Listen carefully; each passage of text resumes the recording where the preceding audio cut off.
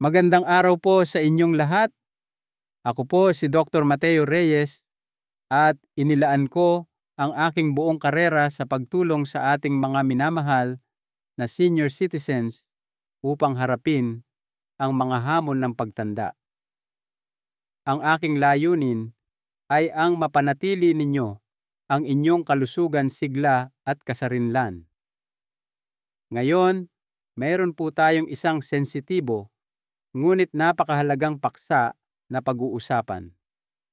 Ito po ay isang bagay na madalas ay hindi nabibigyang pansin, subalit maaaring malaki ang epekto sa inyong kalagayan, lalo na kung kayo ay edad 60 na pataas.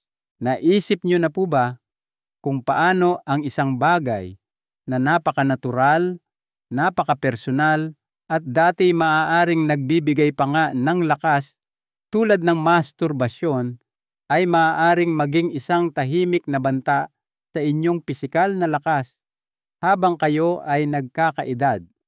Sa loob ng maraming dekada, itong pribadong gawain ay maaaring nagdulot sa inyo ng ginhawa, nakatulong sa pagtanggal ng stress o nagbigay ng mas mahimbing na tulog. Ngunit pagdating ng edad 16, ang ating katawan ay nagbabago.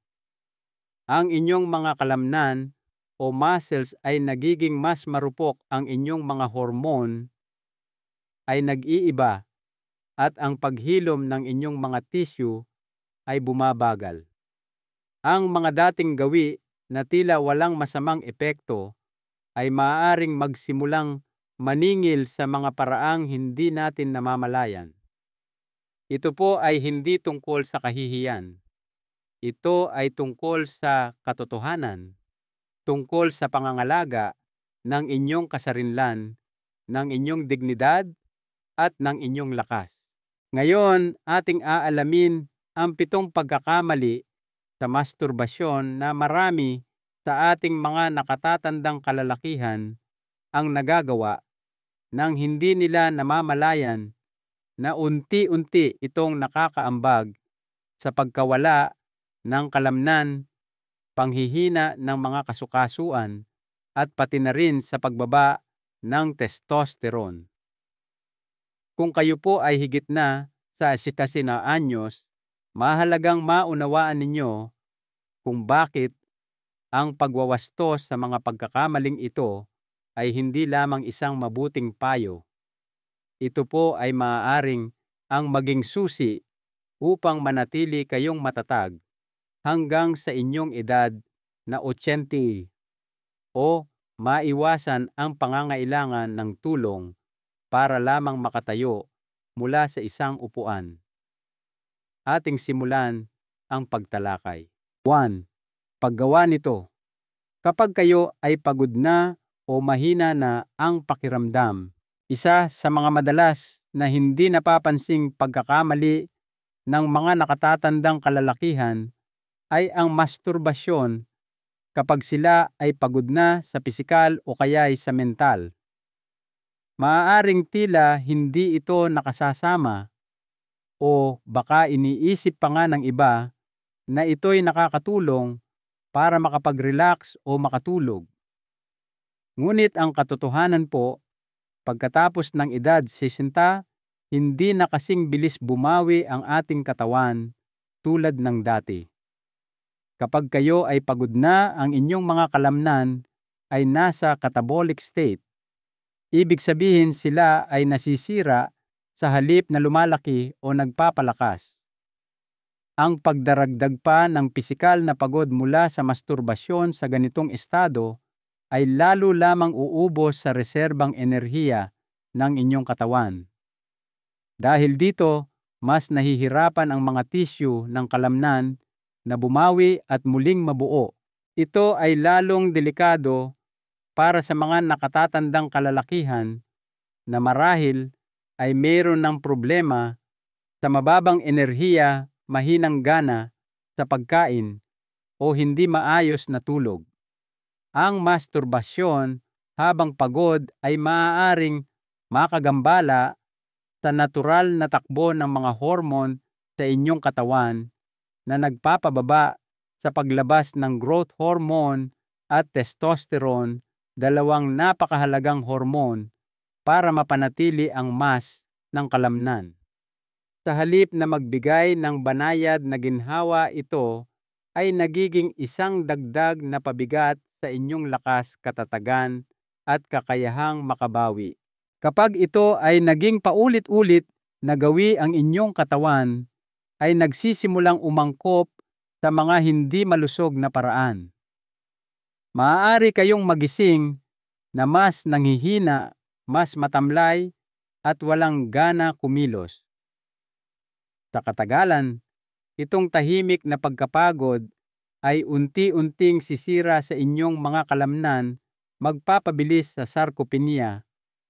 Ito po yung pagkawala ng kalamnan dahil sa pagtanda at gagawin kayong mas madaling mapinsala, matumba at mas mabagal gumaling kahit sa mga simpleng pisikal na gawain. Kung napapansin ninyo na hinahanap ninyo ang ganitong uri ng release sa pagtatapos ng isang nakakapagod na araw, marahil ay oras na para tanungin ang sarili. Nakikinig ba ako sa aking katawan o sinusunod ko lang ang nakasanayan? Mas makabubuting piliin ang mga sandali kung kailan ang inyong katawan ay alerto at may sapat na nutrisyon. Isipin po natin ito bilang pangangalaga sa sarili, hindi pag-ubos sa sarili. Dahil kung gagawin sa tamang paraan, dapat ito'y nagbabalik ng enerhiya, hindi umuubos nito. 2. Masyadong madalas na ejaculation ng walang sapat na suportang nutrisyon. Habang tayo po ay tumatanda, ang ating katawan ay hindi na kasing episyente sa pagbawi mula sa pisikal na stress, kasama na po rito ang akto ng ejaculation. Bagamat ang masturbasyon ay isang natural at maaari pa ngang maging kapaki-pakinabang na gawain, kung gagawin ng katamtaman, ang masyadong madalas na paggawa nito, lalo na kung hindi sapat ang inyong nutrisyon, ay maaaring magdulot ng hindi inaasahang epekto sa kalusugan ng inyong mga kalamnan.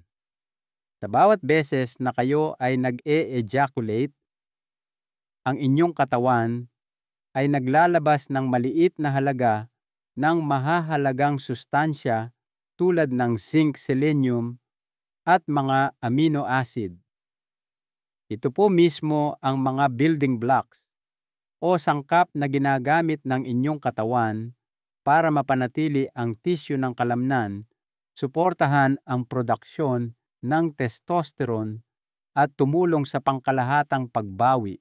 Ang mga mas batang kalalakihan ay kadalasang kayang tiisin ang madalas na ejaculation dahil ang kanilang mga sistema ay mabilis bumawi at ang kanilang dieta ay natural na nakakapagpunan ng mga nawawalang sustansya. Ngunit pagkatapos ng edad 60, bumabagal na po ang kakayahan ng inyong katawan na ibalik ang mga sustansyang iyon. Kung hindi kayo kumakain ng sapat na dekalidad na protina, masusustansyang taba at mahahalagang mineral, ang madalas na masturbasyon ay maaaring unti-unting umubos ng inyong mga reserba. Ito ay lumilikha ng banayad, ngunit tuloy-tuloy na pagbaba sa antas ng inyong mga hormone, enerhiya at higit sa lahat, sa integridad ng inyong mga kalamnan. Ang pagkawala pong ito ay hindi nangyayari sa isang iglap. Dahan-dahan itong dumarating sa mga paraang maaaring hindi ninyo agad mapapansin, kaunting dagdag na pagod pagkatapos maglakad, mas matagal na pagbawi pagkatapos ng pisikal na aktibidad, pagbaba ng motibasyon sa pag-eehersisyo o unti-unting paghina ng lakas. Ang pakiramdam na tila tumatanda lang, ay madalas na isang tahimik na senyales mula sa inyong katawan. Kung walang sapat na nutrisyon, bawat release ay kumakaltas sa inyong mga reserba, pinapahina ang inyong pundasyon araw-araw. Upang maprotektahan ang inyong muscle mass at sigla, kailangan ninyong isipin na ang pagbawi ay kasing halaga ng mismong akto. Punan ang inyong katawan ng mga protina tulad ng isda, itlog at yogurt. Isaalang-alang ang mga pagkaing mayaman sa zinc o mga suplemento kung kulang kayo nito mula sa pagkain. At huwag pong mahulog sa bitag ng dalas kaysa kalidad. Kailangan ng inyong katawan ng sapat na oras at sustansya para makabawi at gumaling. 3. Pagpigil ng hininga at paninigas ng mga kalamnan. Maaaring tila maliit na bagay lamang ito, ngunit ang paraan ng inyong paghinga at kung paano naninigas ang inyong katawan habang nagmamasturbate ay maaaring magkaroon ng malaking epekto sa kalusugan ng inyong kalamnan pagkatapos ng edad 60. Marami sa ating mga nakatatandang kalalakihan madalas nang hindi nila namamalayan ang pumipigil ng kanilang hininga sa kasukdulan climax o pinatitigas ang malalaking grupo ng kalamnan tulad ng mga binti likod o dibdib. Ang mga likas na kilos na ito ay lumilikha ng biglaang pagtaas ng presyon sa loob ng katawan, nagpapataas ng presyon ng dugo, nagbibigay ng strain sa mga kalamnan na tumatanda na, at nagpapababa ng daloy ng oxygen sa mga tissue na mas mabagal nang gumaling dahil sa edad. Ang paulit-ulit na paninigas na ito ay maaaring humantong sa palagiang paninikip ng kalamnan, maliliit na punit microtears at pag-ipon ng lactic acid, lalo na sa mga bahagi tulad ng ibabang likod o mga hita. Ang nagsisimula bilang maliit na strain ay maaaring humantong sa discomfort na bawasang saklaw ng paggalaw at maging pangmatagalang pinsala kung ito ay babaliwalain. Ang pagpigil ng hininga sa mga sandaling iyon ay lalo pang nagbabawas ng oxygen na nagpapabagal sa kakayahan ng katawan na gumaling. Sa paglipas ng panahon, ang mga banayad na pattern na ito ay tahimik na sumisira sa inyong lakas, ginagawang mas mahirap ang pang-araw-araw na mga paggalaw at pinatataas ang inyong panganib sa pagkahulog, pagkapagod o pinsala. Pagkatapos ng edad 60, ang pagbawi ng kalamnan ay hindi na automatiko. Kailangan ng inyong katawan ng suporta, maayos na sirkulasyon at tuloy-tuloy na oxygenation upang mapanatili ang tibay nito. Sa pamamagitan ng pagpigil ng hininga at masyadong matigas na paninigas, naaantala ninyo ang natural na daloy na kailangan ng inyong mga kalamnan. Maaaring tila hindi ito nakakapinsala sa sandaling iyon, ngunit ang mga kilos na ito ay naiipon sa paglipas ng panahon, pinapahina ang mismong mga kalamnan na inyong inaasahan para sa katatagan at kasarinlan. Ang solusyon po ay nasa kamalayan. Dahan-dahan ang inyong paghinga manatiling presente o nakapokus sa sandali at hayaang gumalaw ng natural ang inyong katawan nang hindi pinipilit ang tensyon. Tulad ng pagbubuhat ng mga pabigat na may maling porma, ang labis na pag-stress sa inyong mga kalamnan sa mga pribadong sandali ay maaaring makasama kaysa makabuti.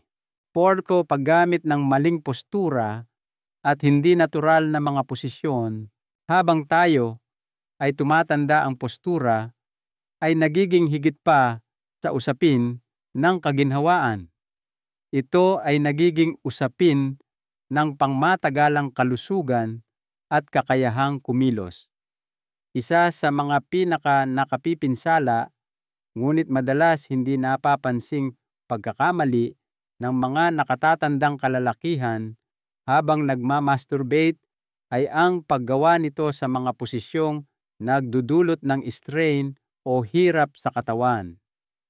Ang pagyukod sa upuan, pagbabaluktot sa kama, o pagpilipit ng inyong katawan sa mga alanganing paraan ay maaaring hindi tila malaking bagay sa sandaling iyon, ngunit sa paglipas ng panahon, ang mga posisyong ito ay naniningil sa inyong mga kasukasuan, kalamnan at gulugod. Ang katawan po natin na nagkakaedad ay hindi na basta-basta bumabawi mula sa strain tulad ng dati. Ang maling postura ay naglalagay ng labis na stress sa mga bahagi tulad ng ibabang likod, leeg, balakang, at tuhod. Nagdudulot ito ng banayad na pamamaga sa mga kasukasuan, hindi kinakailangang pinatitigas ang mga kalamnan at maaari pang makapag-ipit ng mga ugat o nerves.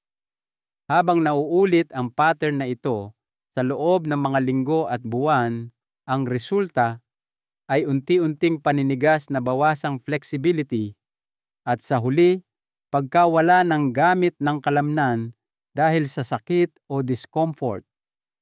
Mas malala pa, ang maling posisyon ay maaaring limitahan ang sirkulasyon ng dugo habang stimulated na nagpapababa sa kalidad ng inyong karanasan at lumilikha ng pangmatagalang strain sa mga ugat. Ang mga epektong ito ay tahimik na naiipon. Maaari kayong magsimulang makaramdam ng kaunting paninigas sa pagbangon sa kama o marahil sumasakit ang inyong likod pagkatapos maupo ng matagal. Maaari ninyong isipin na ito ay dahil sa pagtanda, ngunit madalas ang mga maliliit at paulit-ulit na pagkakamali sa postura ang nagpapabilis sa pagkawala ng lakas at paggana ng kasukasuan. Ang simpleng katotohanan po ay mahalaga ang inyong posisyon, lalo na sa mga pribado at paulit-ulit na aktibidad na maaaring hindi ninyo gaanong pinag-iisipan. Kung nais ninyong mapanatiling malakas ang inyong katawan at buo ang inyong kasarinlan, suportahan ang inyong postura.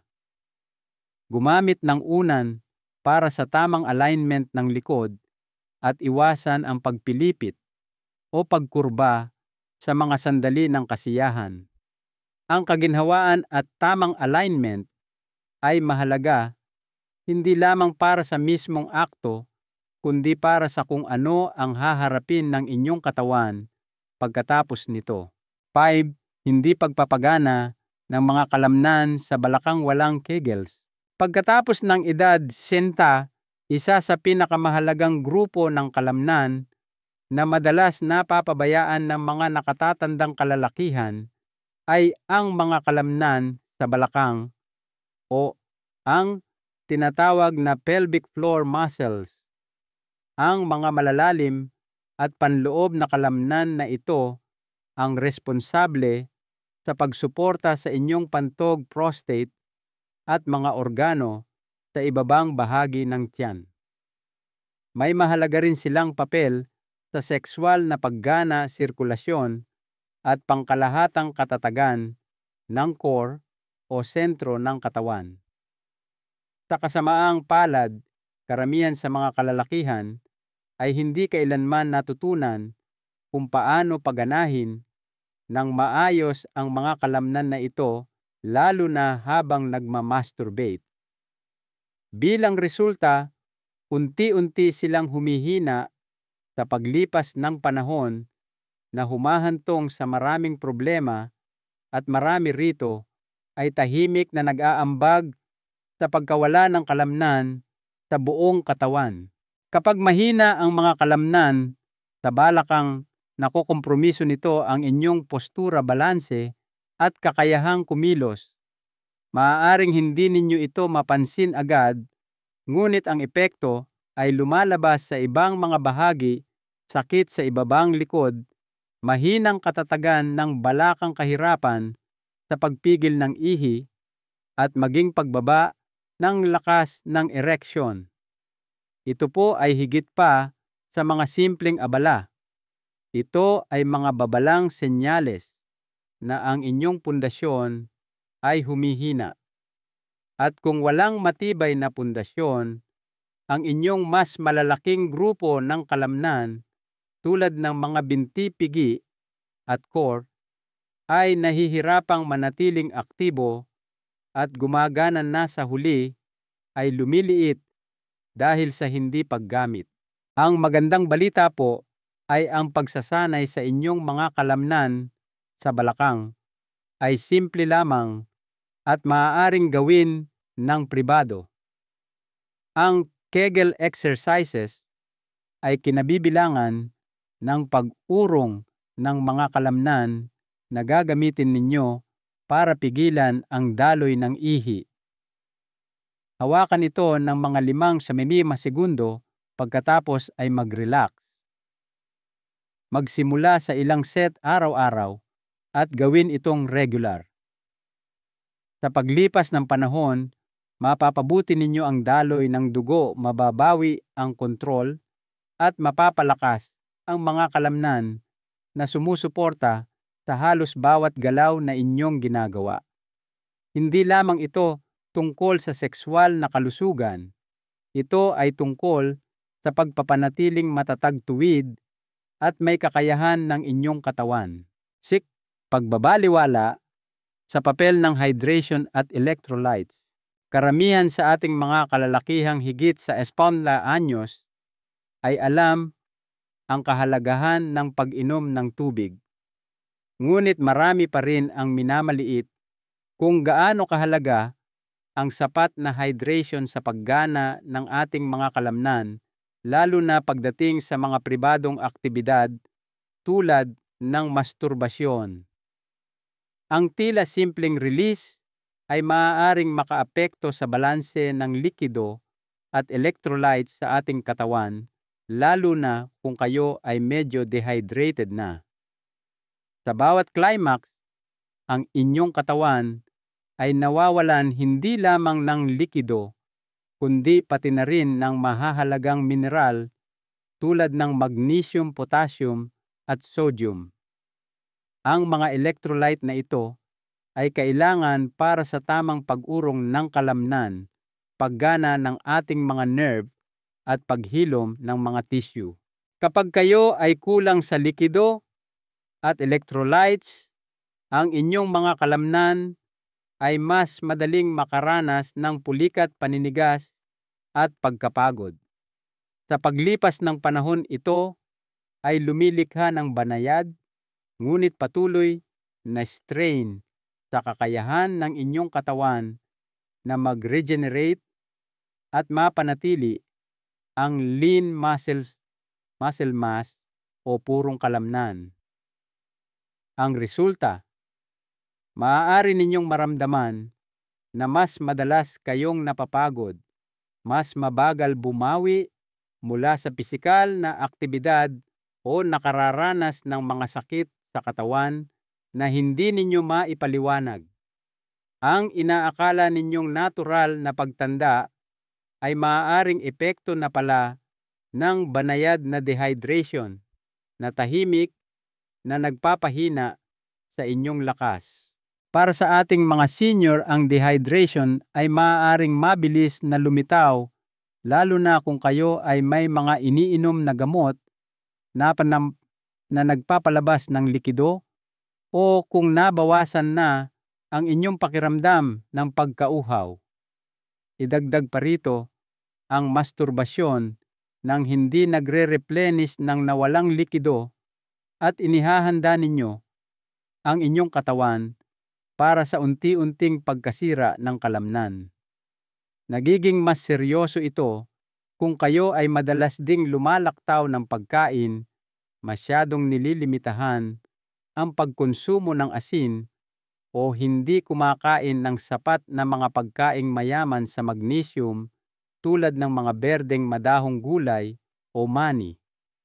Upang suportahan ang pagbawi ng kalamnan, ugaliing uminom ng tubig sa buong araw, hindi lamang kapag kayo ay nauuhaw. Maaari ring isaalang-alang ang pagdaragdag ng natural na mga pinagkukunan ng electrolyte tulad ng tubig ng niyog o isang kurot ng sea salt at lemon sa inyong inumin. Ang sapat na hydration ay hindi lamang para maiwasan ang pulikat. Ito ay para mapanatiling flexible, nourished at may kakayahang gumanap ng maayos ang inyong mga kalamnan habang kayo ay tumatanda. 7. Paggamit ng pornografiya at labis na pag-stimulate sa nervous system. Sa panahon natin ngayon na digital na ang lahat, mas madali kaysa dati na umasa sa visual stimulation, lalo na pagdating sa sexual na release. Ngunit para sa mga kalalakihang higit sa 10 anyos, ang patuloy na paggamit ng pornografiya habang nagmamasturbate ay maaaring magkaroon ng mga kahihinatnan na higit pa sa usaping sexual. Ang ating utak tulad ng ating katawan ay nagiging mas sensitibo sa labis na stimulation habang tayo ay tumatanda. Kapag labis kayong umaasa sa mabilis at matinding adult content, sinasanay ninyo ang inyong nervous system na maghanap ng patuloy na bago at agarang kasiyahan. Itong labis na stimulation ay nakakaapekto sa ating dopamine system. Ito po yung sistema sa utak na nagtutulak ng motibasyon, pisikal na enerhiya at pati na rin ng aktibidad sa pagbuo ng kalamnan. Kapag ang antas ng dopamine ay masyadong madalas tumaas at pagkatapos ay biglang bumagsak, iniiwan kayong pakiramdam na ubos na hindi makapag-focus at mas walang ganang igalaw ang inyong katawan o makisali sa mga produktibong gawain. Sa paglipas ng panahon, ang pattern na ito ay humahantong sa mas sedentary o laging nakaupong pamumuhay na nag-aambag sa pagkawala ng kalamnan sa banayad, ngunit makapangyarihang paraan. Ang ating katawan ay tumutugon sa kung ano ang inaasahan ng ating isip. Kung ang inyong utak ay nagiging labis na stimulated at tila manhid na humihinto ito sa pagbibigay prioridad sa pisikal na lakas at enerhiya. Bukod pa rito, ang labis na paggamit ng screen habang nagmamasturbate ay naghihikayat ng pagiging pasibo. Nagiging hindi na kayo gaanong nakikipag-ugnayan sa inyong sariling katawan, hindi gaanong mulat sa inyong postura, paghinga at tensyon, at mas malamang na manatiling tahimik ng matagal lalo na sa mga alanganing posisyon na nagpapalala pa sa pisikal na pinsala. Ang kakulangan sa kamalayan na ito ay naghihiwalay sa inyo mula sa inyong mga pisikal na pangangailangan at maaaring magpabilis sa pagtanda kapwa sa isip at kalamnan. Ang pagputol sa siklong ito ay hindi nangangahulugang kailangan ninyong alisin ang kasiyahan. Nangangahulugan ito ng pagbabago ng focus. Isaalang-alang ang pagdahan-dahan, ang pagiging mas presente o nakatuon sa sandali at ang pagkonekta sa inyong sariling katawan sa halip na umasa sa patuloy na digital input. Ang gantimpala nito ay hindi lamang mas mabuting kalusugan. Ito ay isang mas malinaw na isip, mas makabuluhang mga karanasan at panibagong sigla. Isang bagong simula, pagbawi ng lakas sa pamamagitan ng kamalayan. Ang pagkawala po ng kalamnan pagkatapos ng edad 60 ay hindi nangyayari sa isang iglap. Hindi rin ito palaging resulta lamang ng edad o ng pagkakaroon ng sakit. Madalas ito ay bunga ng mga banayad at paulit-ulit na mga gawi na unti-unting sumisira sa ating katawan nang hindi natin namamalayan. Ang masturbasyon ay isa sa mga paksang iyon na bihira nating pag-usapan, ngunit mahalaga dahil kung ito ay gagawin ng walang sapat na kamalayan o pag-iingat, maaari itong unti-unting kumaltas sa lakas balanse at sigla na inyong pinaghirapang buuin sa buong buhay. Subalit, kung gagawin ng may kamalayan pangangalaga at tamang intensyon, maaari pa rin itong maging mapagkukunan ng koneksyon, pagpapanibago, at maging ng kagalingan. Nakita na po ninyo kung paano ang 7 karaniwang pagkakamaling ito, tulad ng maling postura, pagbabalewala sa hydration, pagpapabaya sa mga kalamnan sa balakang labis na pag-stimulate sa utak, at pagpili ng maling mga sandali ay maaaring tahimik na sumabotahe sa inyong pisikal na lakas. Hindi lamang po ito mga teorya. Ito ay mga pattern na paulit-ulit kong nakikita sa mga totoong kalalakihan na humaharap sa mga tunay na kahihinatnan. Ang magandang balita po, bawat isa sa mga pagkakamaling ito ay maaaring itama. Maaaring tumatanda na ang inyong katawan, ngunit hindi pa po ito tapos. Ito ay nakikinig pa rin at may kakayahan pa ring magbago, gumaling at muling bumuo. Ang mahalaga po ngayon ay hindi kung ano ang nagawa ninyo noon, kundi kung ano ang gagawin ninyo simula ngayon. Magsimula sa maliliit na pagsasaayos. Piliin ang pagiging mulat kaysa ang basta na lamang pagsunod sa nakasanayan. Alagaan ang inyong katawan bago kayo humingi ng anuman mula rito. Palakasin ang pundasyon na hindi laging nakikita. Mag-hydrate bago pa kayo makaramdam ng uhaw. At marahil ang pinakamahalaga, bigyan ang inyong sarili ng pangunawa at sapat na panahon. Hindi ninyo kailangang maging perpekto. Kailangan ninyo lamang maging presente at may kamalayan. Ang paglalakbay na ito ay hindi tungkol sa paghihigpit o kahihiyan. Ito ay tungkol sa pagbawi ng kontrol, tungkol sa paggalang sa inyong katawan, hindi bilang isang makina, kundi bilang isang kasama sa inyong mahabang buhay. Bawat desisyon na inyong gagawin ngayon ay magiging bahagi ng pundasyon na magdadala sa inyo sa inyong 70s, 80s at higit pa ng may dignidad, lakas at layunin. Ito po ang inyong pagkakataon para sa pagbabago. Gawin po natin itong makabuluhan. Bilang inyong doktor, nais ko pong iwan sa inyo ang kaisipang ito. Ang tunay na kalusugan sa ating mga huling taon ay hindi lamang tungkol sa pag-iwas sa sakit. Ito ay tungkol sa aktibong paglinang ng kagalingan sa bawat aspeto ng ating buhay, kahit na sa mga pinakapribado. Ang kamalayang matututunan ninyo ngayon ay maaaring maging isang makapangyarihang mitya para sa positibong pagbabago. Hinihikayat ko po kayong pagnilayan ang ating napag-usapan.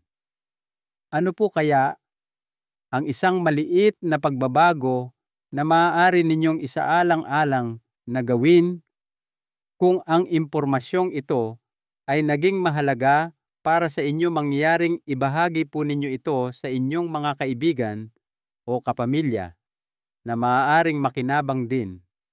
Ang kaalaman, kapag ibinabahagi, ay nagbibigay lakas sa ating lahat.